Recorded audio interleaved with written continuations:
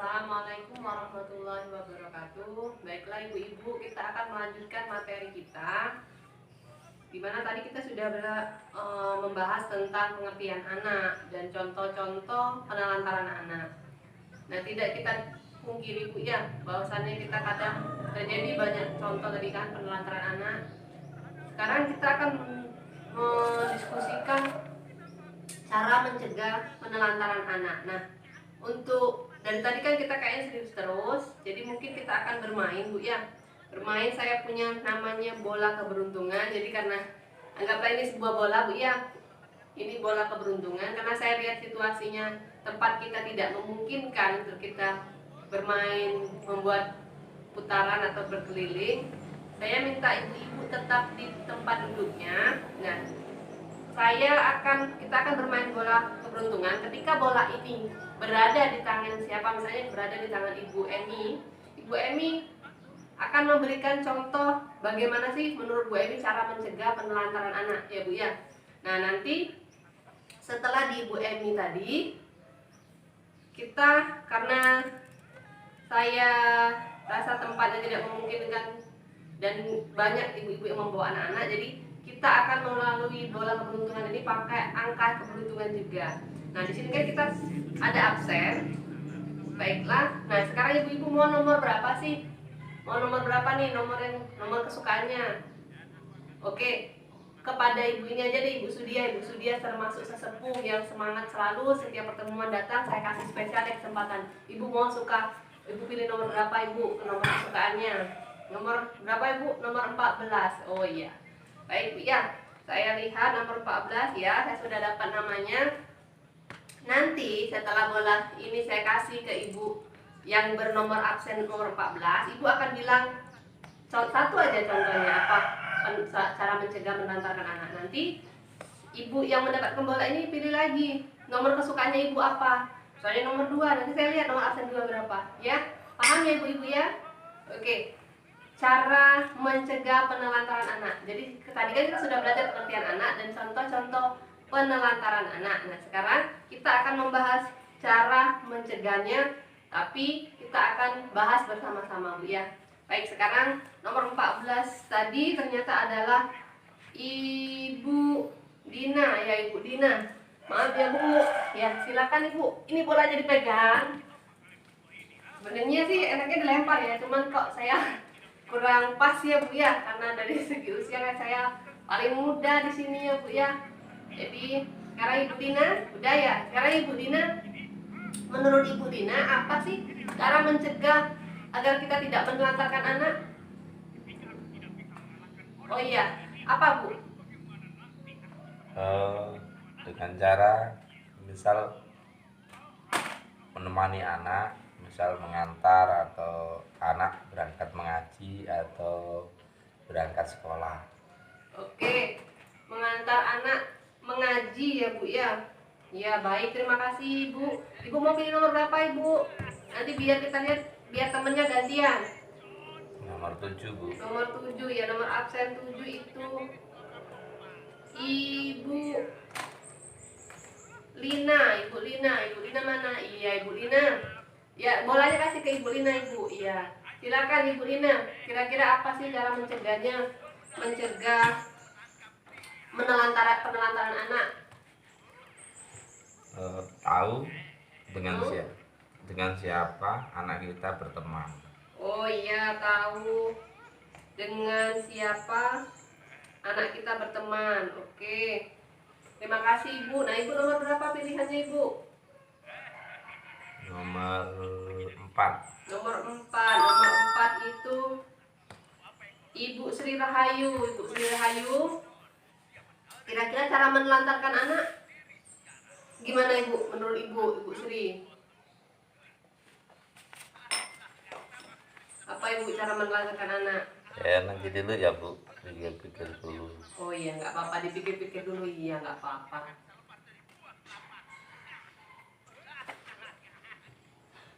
Cara menelantarkan anak. Oh iya, baik Ibu. Cara menelantarkan anak itu tidak memarahinya gitu. Oh iya. Saya tahu Bu. Satu lagi Bu.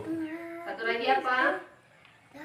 Misal tidak menitipkan anak di tempat lain misalnya. Oh iya, terima kasih Bu Sri. Baiklah ibu-ibu, sekarang sudah ada beberapa ini pendapat ibu-ibu dari bagaimana cara kita mencegah agar tidak terjadi penelantaran anak, Bu ya. Yang pertama itu kita mengantarkan atau menemani anak kita mengaji. Yang kedua, tahu dengan siapa anak itu bermain. Terus tidak menitipkan anak.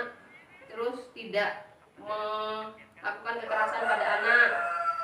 Nah, kira-kira menurut ibu semua,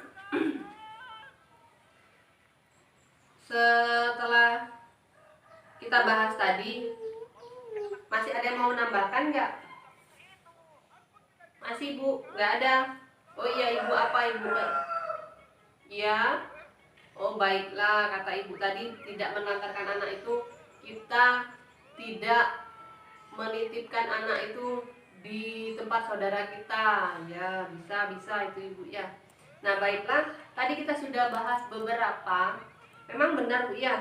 Pertama kita harus tahu dengan yang paling benar tadi Ibu Lina tadi, bisa Ibu Lina tepat juga bilang kita harus tahu dengan siapa anak kita main. Karena dengan kita tahu dengan anak siapa kita main, setidaknya kita itu kalau sudah waktunya pulang, kita bisa tahu anak saya ini biasanya main di rumah si A. Kita sudah waktunya pulang, belum pulang, kita cari ke rumahnya si A. Ya, jadi kita tidak menelantarkan. Karena dengan kita menelantarkan anak tadi itu terdapat banyak akibat-akibatnya, ya. Nah, apa aja sih sebenarnya penelantaran anak itu dan apa saja sih akibatnya, ya? Nah, kita akan sama-sama belajar, ya. Kita akan sama-sama belajar di sini. Nanti bantu saya baca posternya ya Bu, kayak biasanya.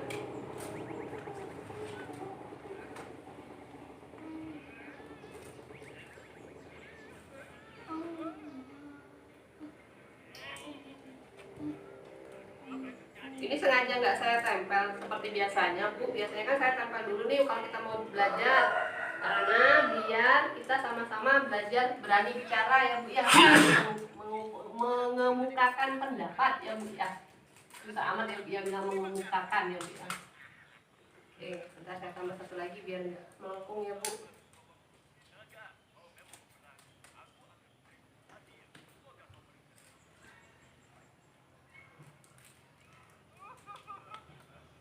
Kelihatan Ibu? Yang di belakang kelihatan?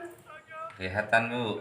Oke, sekarang kita jangan lihat akibatnya dulu, kita lihat cara pencegahannya, penelantarannya. Coba dengan apa yang kita bahas sama-sama tadi, sama nggak sih sebenarnya dari yang materi yang sudah disiapkan ya Bu ya? Coba siapa yang bisa bantu saya baca cara mencegah penelantaran anak? Saya Bu.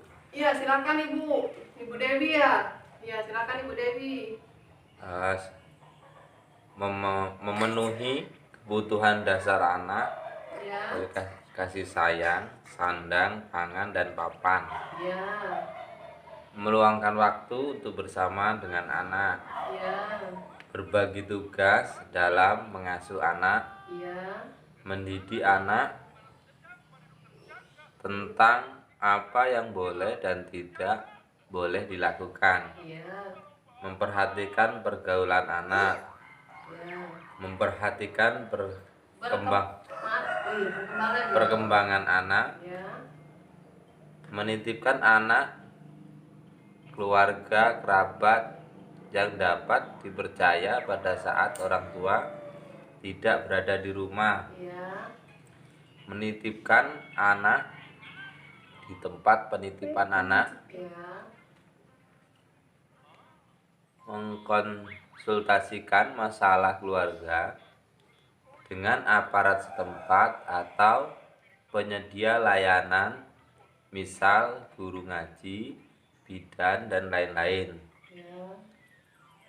Bawa anak ke tempat kerja jika ada fasilitas yang aman. Ya. Konsultasi dengan pendamping PKH untuk membantu mencari solusi dan lain-lain. Oke, Terima kasih terima Bu. kasih Bu Dewi sudah mau bantu saya hari ini. Bacanya sudah lancar sekali ya. Saya senang ibu-ibu sekarang sudah mulai berani berbicara, sudah berani mulai membaca itu. Enggak, sebenarnya ibu-ibu tuh bisa membaca, cuman mungkin karena grogi ya Bu ya. Karena jarang Bu ya berbicara di depan umum. Nah, karena saya lihat sudah banyak sekali kemajuan, kita sudah sampai pada modul 4 ini Bu ya, ibu-ibu sudah jauh lebih berani berbicara, berani berpendapat. Ya, alhamdulillah, dan mudah-mudahan itu semua bermanfaat buat kita semua Bu ya. Baiklah, tadi dia bilang cara mencegah penelantaran anak itu memenuhi kebutuhan dasar anak, kasih sayang, sandang, papan, pangan. Papannya bukan papan rumah ya Bu, papannya maksudnya itu rumah, bukan papan-papan biasa itu Bu ya, nanti dikira papannya disediain. Jadi di sini maksudnya kita itu memenuhi kebutuhan dasar anak ya. Kebutuhan anak kita apa gitu Bu? Ya seperti kemarin kita belajar tentang anggaran kan Bu ya. Kemarin kita belajar tentang anggaran, itu mana aja kebutuhan dan keinginan ya kan? Masih ingat Bu ya? Iya. Jadi kebutuhan kan. Nah, termasuk kebutuhan dasar anak. Kalau memang anak butuh sepatu, sepatunya sudah sobek ketika untuk sekolah, bantuan PKH-nya ya dibelikanlah itu untuk sepatunya dulu. Yang anaknya kepingin beli istilahnya mainan, beli apa nanti dulu. Nah, maksudnya begitu Ibu, memenuhi kebutuhan dasar anak Bu ya. Ya alhamdulillah kita sekarang kan sudah punya banyak bantuan dari pemerintah Bu ya. Ada apa aja? Ada PKH, ya BPNT. Apalagi di masa-masa Covid ini ada apa aja? Iya, ada dana BLT, ada sembako Bu ya. Nah, jadi dimanfaatkan betul bantuan dari pemerintah ini. Saya harapkan betul-betul dimanfaatkan ibu-ibu untuk memenuhi kebutuhan, termasuk ya kebutuhan anak tadi Bu ya. Jadi bukan kebutuhan Bapak ya Bu. Oke. Sekarang selanjutnya meluangkan waktu untuk bersama dengan anak. Untuk poin yang kedua ini Bu, maksudnya untuk bagian yang kedua ini, memang terkadang kita nggak usah ibu deh, saya sendiri saja. Kadang sulit meluangkan waktu untuk anak, karena kadang kita pergi pagi, pulang siang, pulang sore bekerja Bu ya. Kita kadang lupa nih Bu anaknya.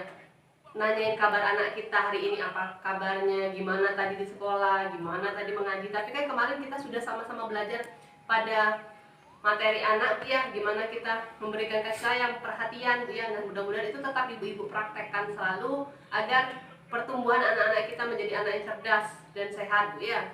Baik, untuk selanjutnya berbagi tugas dalam mengasuh anak. Nah, itu kan sudah kita bahas juga pada materi kemarin Bu ya, dimana harus mengasuh anak itu bukan pada ibu saja, tapi juga kepada bapak. Tapi itu pun kita harus berkomunikasi. Berkomunikasi itu kita ngobrol sama suami Bu ya, bahwasanya mengasuh anak itu suami dan istri, bukan cuma istri saja. Apalagi cuma neneknya aja nih, ibu sama bapaknya sibuk, neneknya aja nih yang sibuk ngurus anaknya ya Bu ya, jangan Bu ya.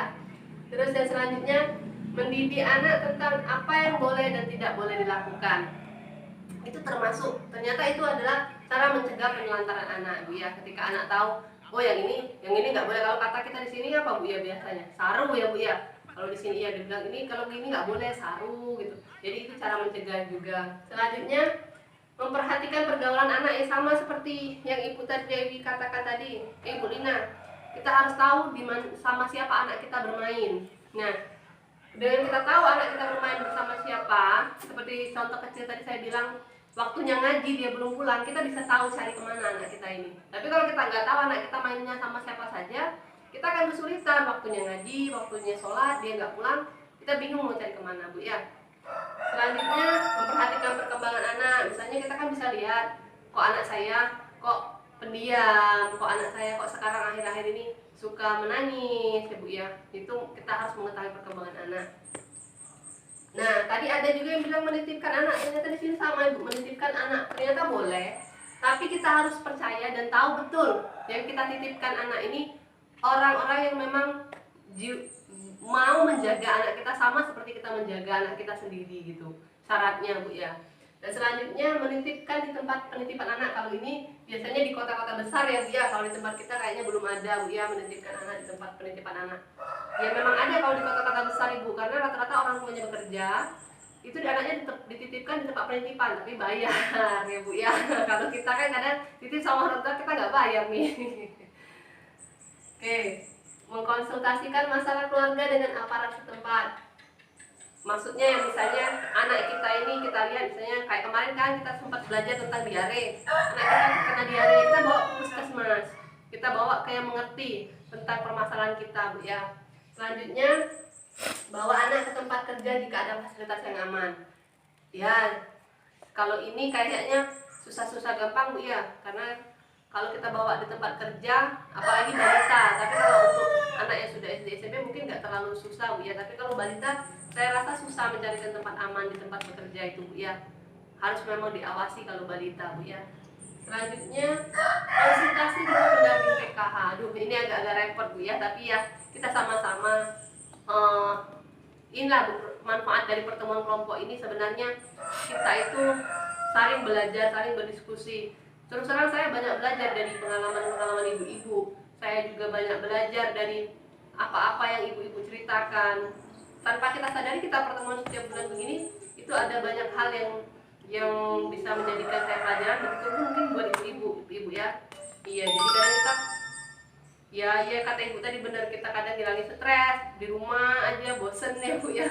Istilahnya kerja di rumah dengan ada pertemuan begini, kita minimal semangat lagi untuk menuju kehidupan yang lebih baik ya. Oke Ibu, ada yang ingin didiskusikan ibu-ibu sekalian? Ada yang ingin didiskusikan? Ibu-ibu, ada yang ingin didiskusikan? Ada yang ingin didiskusikan?